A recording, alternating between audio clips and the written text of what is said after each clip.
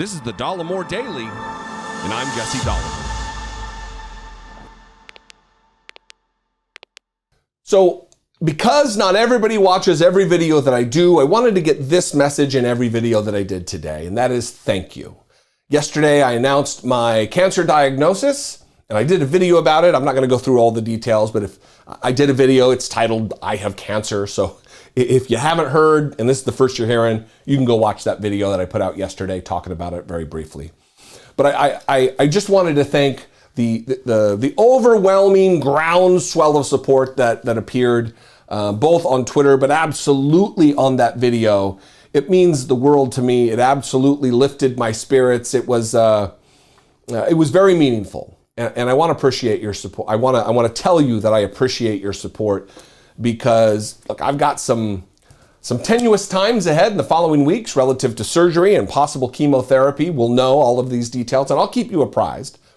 But positive attitude goes a long way toward healing and helping, and you took part in that, and I appreciate it very much. Now let's get on with this story. Not quite as heartwarming.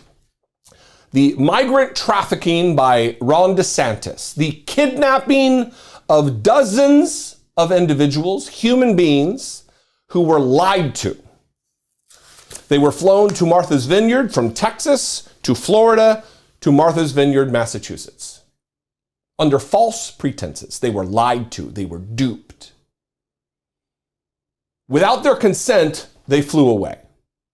Now, there's a clip of Ron DeSantis who's going to say that they signed documents. You can't, if you're lied to and you're under false pretenses, you can't really truly give consent. But here's Ron DeSantis on with Hannity explaining his side of the story, because now he's scrambling a little bit. They were fed, they were showered, they were offered haircuts and any other services that they were needed, correct?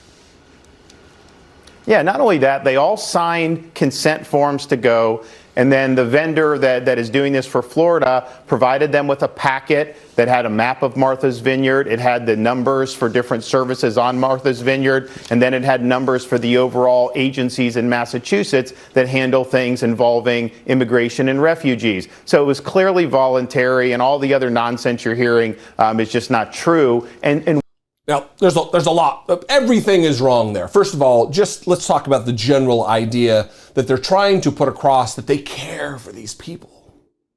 They gave them haircuts. They gave them a place to stay. They care. They care so deeply about the lives of these Venezuelans. It's absolute horseshit. It is absolute lies. Clear lies. You don't have to look far or dig deep to realize that Ron DeSantis is a liar and a human rights violator.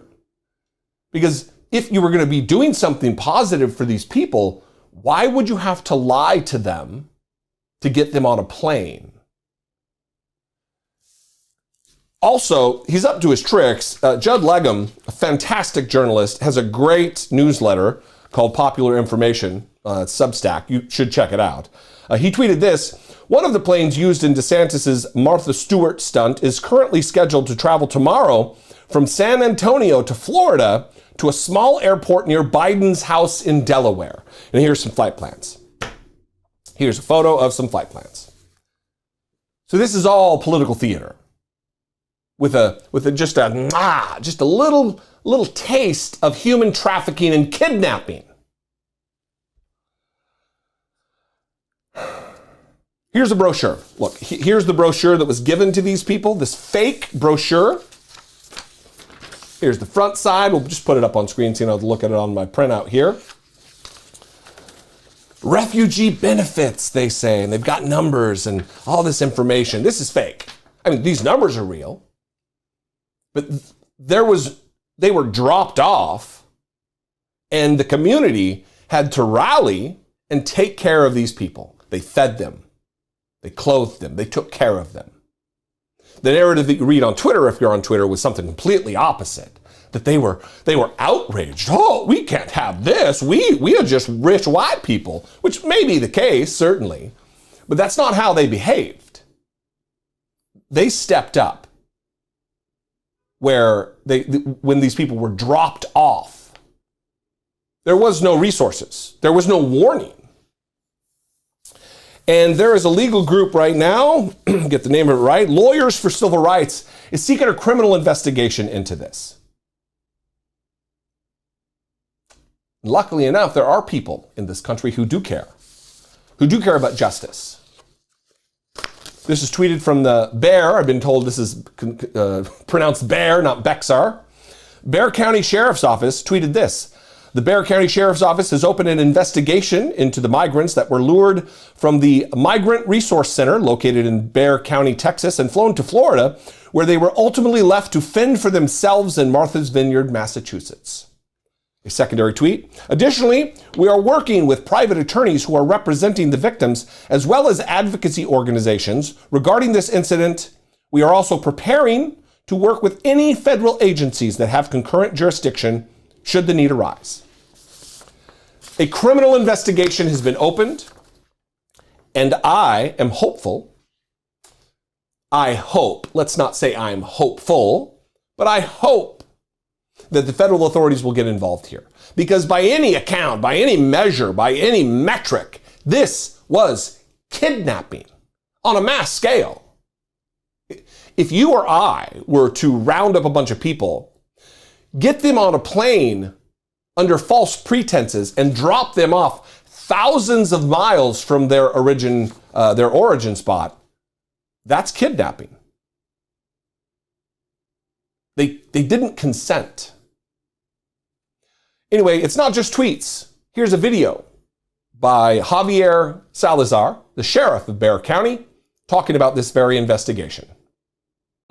We are opening up a case with an investigation with regard to the suspected activities involving the 48 migrants from Venezuela that, as we understand it at this point, the facts of the case at this point, are that on Wednesday, September 14th, here in Bexar County in the city of San Antonio, our understanding is that a Venezuelan migrant was paid what we would call a bird dog fee to recruit approximately 50 migrants from the area around a migrant resource center on San Pedro here in San Antonio.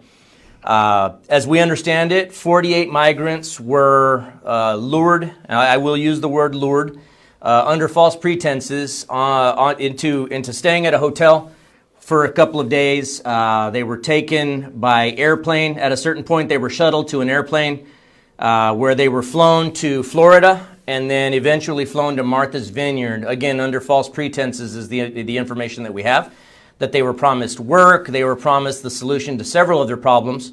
They were taken to Martha's Vineyard from what we can gather for little more than a photo op, video op, and then they were unceremoniously stranded in Martha's Vineyard. What infuriates me the most about this case is that here we have 48 people that are already on hard times, right? They are here legally in our country at that point. They have every right to be where they are.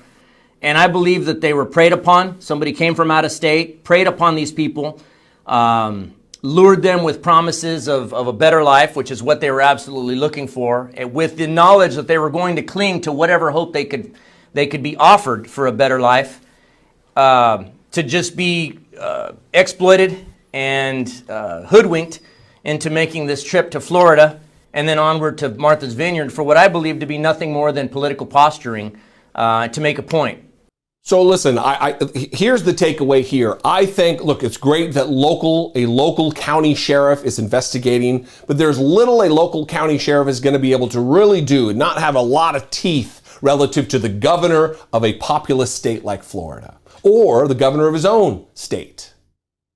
But if the federal government got involved, and they should, they cannot sit by while kidnapping, human trafficking takes place. The same political party that, whoa, save the children, and the QAnon conspiracy theorists within the party talking about child trafficking and human trafficking. And then they, on full display on national TV, traffic humans, kidnapping them. The federal government must step in. This lawlessness cannot stand. Who are we as a people? This isn't even a commentary on immigration reform and the state of the border, good or bad. This is human decency. These are human rights issues that we're talking about. You might not like that they got here and they entered the country, but they did. Also, being in the country illegally is not a thing. It's not a crime to be here. It's a crime to cross the border without your papers. But just being here isn't a crime. It's a misdemeanor at that. So is the punishment kidnapping? Oh, you crossed the border against the laws of the United States. Now you pay the price. Human trafficking. In the world of Greg Abbott and Ron DeSantis, it is. In the world of Sean Hannity, the world of Tucker Carlson, the world of Stephen Miller, the world of Donald Trump, absolutely. But is that the world that you want to live in? It's not my America, I'll tell you that. Anyway, tell me what you think. You can call, leave me a brief voicemail, 714-576-4054. You can also email me, daily@dollemore.com. I would love and appreciate your support. If I am someone that you value, who gives you information, who puts a smile on your face, or whatever, if you want to support my work, you want to take part in the mission of this program, you can click the join button below, become a channel member for as little as $1.99 a month, just pennies a day, or you can go over to patreon.com/IDoubtItPodcast, and it's kind of the same system over there. It's just a different method by which you can support my work. Anyway, I love you guys. I appreciate you very much. I'll see you next time. Until I do, be genuine. Take care of one another.